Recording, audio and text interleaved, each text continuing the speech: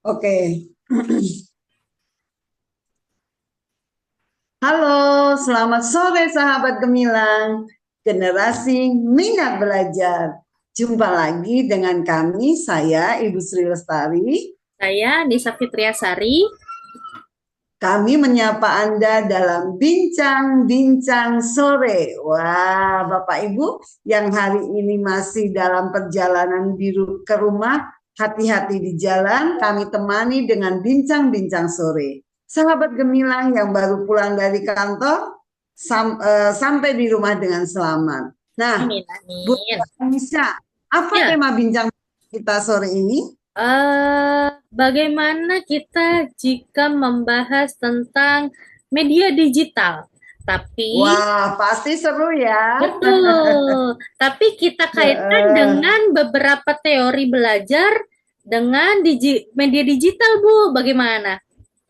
Oh, seru banget. Memang akhir-akhir ini sudah zamannya ya semua orang berbicara tentang media digital. Banyak Betul, sekali plafon-plafon digital yang sudah dipakai mami papi, bahkan anak-anak sudah memakai media digital dalam kehidupan sehari-hari. betul. Begitu ya, Bun. Contohnya nih ya Bun, kalau di sekolah dulu kami suka menggunakan buku cerita sebagai media cerita. Ya, Namun sekarang ketika media media digital ini sudah masuk ke sekolah, kami bisa menggunakan YouTube. Di dalam YouTube itu ada buku-buku cerita yang kita bisa baca dan lihat, bahkan bisa bergerak begitu ya Bunda ya. betul. Sepertinya lebih asik Bunda Anissa. Oke Bun, Eh, berbicara tentang media media digital, pastinya memberikan ruang ya tersendiri kepada masyarakat. Lalu bagaimana sih apa hubungannya dengan teori-teori pendidikan yang selama ini kita kenal? Kita pernah mengenal teori-teori pendidikan yang klasik ya Bunda ya, yaitu behaviorisme, kemudian kognitivisme, kemudian konstruktivisme, bahkan kalau tidak salah kita juga pernah mendengar kata konektivisme. Bagaimana pendapat Ibu Anissa tentang teori-teori belajar ini? Kalau dihubungkan, dikaitkan dengan tema kita tadi, Bunda, yaitu mengaitkan teori belajar dengan media digital. Sepertinya untuk mengkaitkan teori-teori belajar ke media digital tuh sangat menarik sekali, Bu Lestari. Pastinya Hmm. banyak banget platform-platform yang bisa digunakan untuk anak-anak kita belajar dan bagaimana juga kita untuk bisa mendampingi teman-teman kecil kita untuk menggunakan Wah, media digital. Saya izin wah. share screen ya, Bu Lestari. Oh, boleh, boleh, boleh. Oke. Wah, sahabat gemilang pasti penasaran nih. Bunda Anissa sudah mulai share screen. Wah, seru banget nih rasanya ya Bunda ya. Bapak, Ibu, dan teman-teman sahabat gemilang semua, kita akan berbincang-bincang dengan tema mengaitkan teori belajar dengan media digital. Nah, Bunda Anissa sudah terlihat nih ya, mulai share screen gitu ya. Iya. Oke, Bunda Anissa, kita pernah tahu tentang teori pendidikan yang klasik ya. Tadi kalau sudah saya sampaikan, teori pendidikan yang klasik itu banyak beragam jumlahnya. Dan salah satunya adalah teori belajar behaviorisme. Pada teori ini menekankan perubahan perilaku dan prinsip utamanya adalah penguatan. Lalu bagaimana Bunda implementasinya Bunda dan contoh-contoh konkretnya? Baik, pastinya teori behaviorisme itu mempunyai implementasi tersendiri ya Bu Lestari. Hmm, Implementasinya itu menekankan pengguna teknologi sebagai alat untuk memberi stimulus, latihan, dan penguatan dan juga berfungsi untuk mempercepat terbentuknya perilaku belajar yang diterapkan melalui pengulangan dan umpan balik otomatis. Lalu hmm, contohnya itu banyak seperti ada Google Classroom, terus ada Ruang Guru yang ada di Indonesia kan, Iya, itu iya, ciptaan orang betul. Indonesia. Lalu ada latihan berulang. Latihan berulang ini membantu anak untuk memperkuat materi yang sudah mereka pelajari gitu kan. Misalnya Iya, dia iya. sedang dia sedang melatih nih soal matematika, kan tidak bisa dilatih satu kali, otomatis harus berulang-ulang-ulang untuk dia bisa memahami bagaimana soal ini bisa dipecahkan begitu. Wah, sahabat gemilang, satu prinsip dari teori belajar yang sudah Bunda Anissa tadi sampaikan, yaitu teori belajar behaviorisme, di mana menekankan pada perubahan perilaku. Contohnya ya Bunda ya, anak-anak kami itu sering main game. Kenapa sih mereka senang? Karena ketika mereka main game langsung dapat bintang gitu ya Bunda. Betul, Ibu langsung dapat bintang yang jedor gitu kan. Jadi anak-anak sangat senang gitu. Gimana dong? Iya, yakin dapat bintang lagi gitu ya Bunda ya.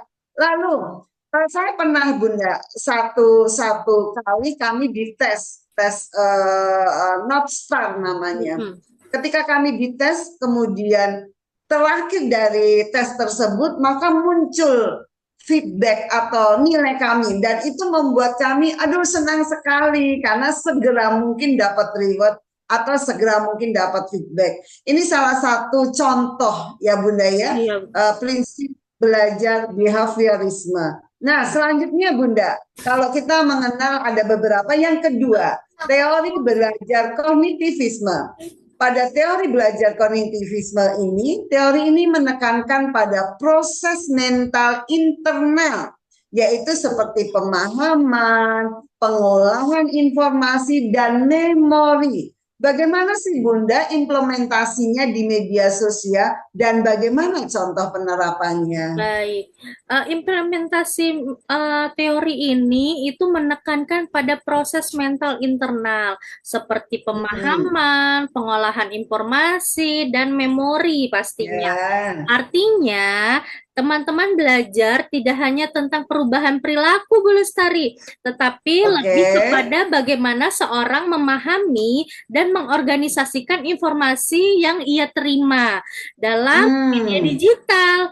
Teori ini bisa diimplementasikan dengan cara membantu siswa mengelola informasi secara terstruktur, misal melalui visualisasi, terus multimedia dan meet mapping, contoh itu misalnya. Contohnya itu di sini juga ada beberapa contoh, misalnya aplikasi mapping digital itu seperti ada Meetmeister atau Google atau Quote untuk membantu siswa menyusun dan membangunkan konsep. Lalu ada multimedia interaktif, misalnya video pembelajaran dengan animasi lucu, edukasi agar konsep yang sulit jadi lebih mudah dipahami. Lalu ada membantu guru nih ya. Iya betul Ibu. Jadi kita mempermudah bu guru juga. Misalnya mencari buku yang ada di sekolah, kita mencarinya di YouTube, gitu kan? Saya punya pengalaman nyata nih Bunda ya. Ketika kita pastinya Bu Lestari banyak banget pengalaman, betul. Ya, nanti Mami Papi dan sahabat gemilang semua dapat mencari contoh-contoh positif yang berdasarkan teori kognitivisme. Saya pernah waktu zamannya COVID dulu, kita mengajarkan langkah-langkah mencuci tangan yang benar. Waktu kita lakukan dengan menyanyi gitu, rasanya memang mudah dilakukan anak. Tetapi ketika kita lihat di YouTube, anak-anak dapat mengerti loh langkah-langkahnya, sehingga konsep cuci tangan yang benar itu mudah dipahami dan anak paham. Ketika anak paham, anak itu bisa mengolah informasi dan mengendap di memori mereka. Gitu Bunda. Wah, ini sangat ini sekali ya, sangat membantu dalam proses belajarnya anak-anak. Nah, yang ketiga Bunda, yang ketiga nih sahabat gemilang, ada teori belajar konstruktivisme. Teori belajar konstruktivisme ini berpandangan bahwa anak membangun pengetahuannya sendiri Bagaimana anak membangun pengetahuannya sendiri berdasarkan pengalaman dan interaksi sosial. Sebagai guru, kita hanya berperan sebagai fasilitator. Nah, gimana penjelasan yang lebih rinci, Bunda Anissa? Baik. Silakan. Teori ini pastinya setiap teori pasti mempunyai implementasi, betul Bu? Baik, Ya, implementasi teori ini menekan bahwa siswa membangun pengetahuannya sendiri melalui pengalaman dan interaksi sosial.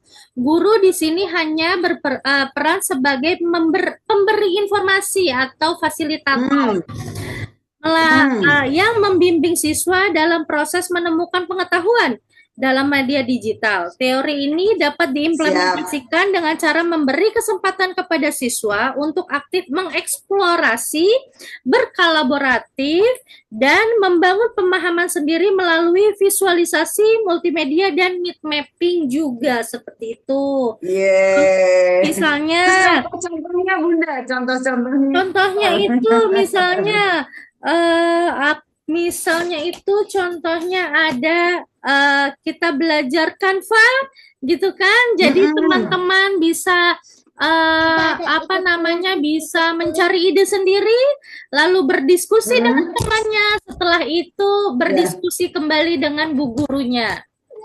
Ya, bicara tentang Canva, benar sekali Bunda. Saya pernah punya pengalaman Bunda, ketika saya mengerjakan Canva, di situ saya mencoba-coba. Bahkan di Canva tersebut kan banyak ya template-nya ya Bunda ya. Mau model apa, mau warna apa itu banyak sekali.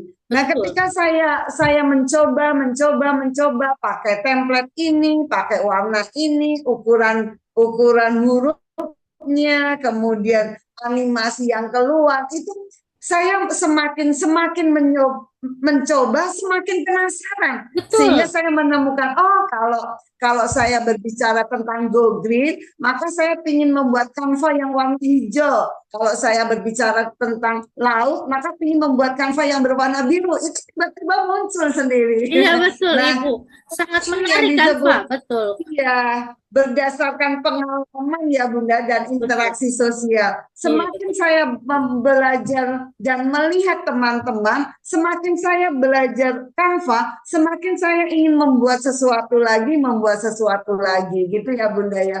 Wah, betul ini Ibu. seru banget loh. Contoh-contohnya banyak ya Bunda ya. Bahkan Iya, dengan Canva ini kita bisa membuat project bersama ya Bunda ya. betul. Hanya untuk mengirimkan link, jadi teman-teman yang dapat link bisa membuat bersama di Bisa makan Canva. gitu ya. Betul. Jadi Bapak Ibu, para pendengar dan teman-teman sahabat Gemilang, kita bisa loh kerja bareng membuat satu proyek besar bersama, diskusi dalam Canva tersebut. Itu adalah contoh penerapan teori belajar konstruktivisme ketika kita membangun satu pengetahuan melalui pengalaman dan interaksi sosial. Nah, yang keempat, Bunda, ini salah satu teori belajar yang modern ya, Bunda ya. Betul, betul. Ada yang teori yang menyatakan belajar konektivisme. Teori belajar konektivisme ini berpandangan bahwa pengetahuan itu tersebar di berbagai sumber. Kalau dulu kan kita mendengar buku adalah jendela ilmu. Ternyata ini sumber pengetahuan itu tidak hanya buku. Nah, bagaimana penjelasannya dan contoh-contohnya, Bunda? Baik, di teori belajar ini itu pasti punya implementasinya juga Bu Lestari. Implementasinya itu adalah teori belajar ini sangat relevan dengan era digital saat ini. Kenapa? Karena pengetahuan tersebar di berbagai sumber dan proses belajar terjadi melalui jaringan koneksi antara individu ke individu lainnya maupun dengan teknologi. Jadi, dalam konteks media digital ini, belajar dipandang sebagai kemampuan dengan memanfaatkan teknologi, internet, dan komunitas yang ada, gitu. Contohnya, misalnya, Wah, seru iya nih. betul, contohnya banyak seperti AI misalnya kan. Iya, Kalau zaman dulu benar. kita buka buku untuk mencari sesuatu, sekarang kita tinggal buka chat GPT atau Semakin Gemini. mudah ya, Bunda ya. Betul. Banyak orang yang membantu memberikan ilmu-ilmu, semakin banyak kita berinteraksi dengan orang, semakin banyak sumber yang kita dapat ya Bunda ya. Betul, Ibu.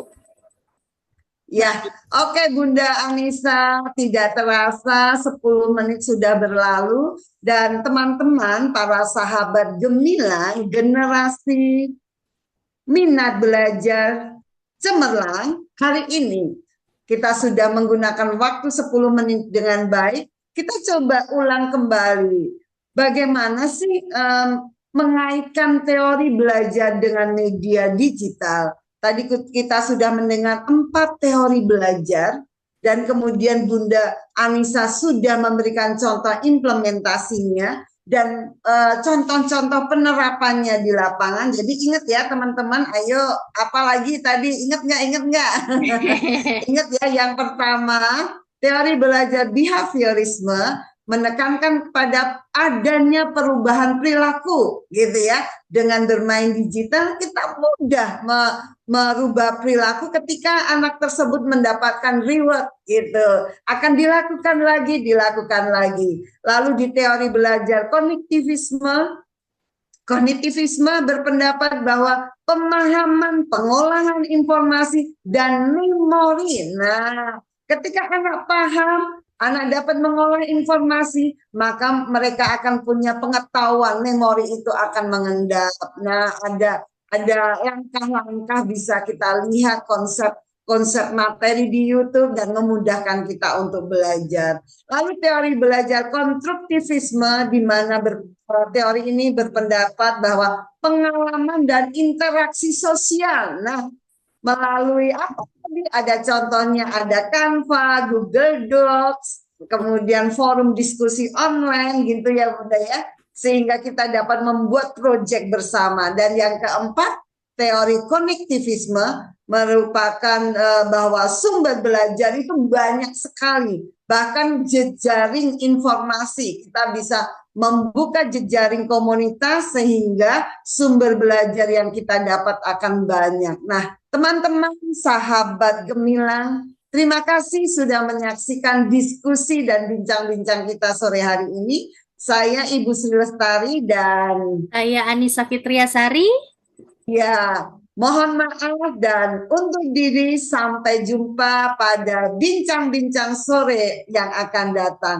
Terima kasih, salam gemilang, generasi minat belajar cemerlang. Terima kasih. Dadah.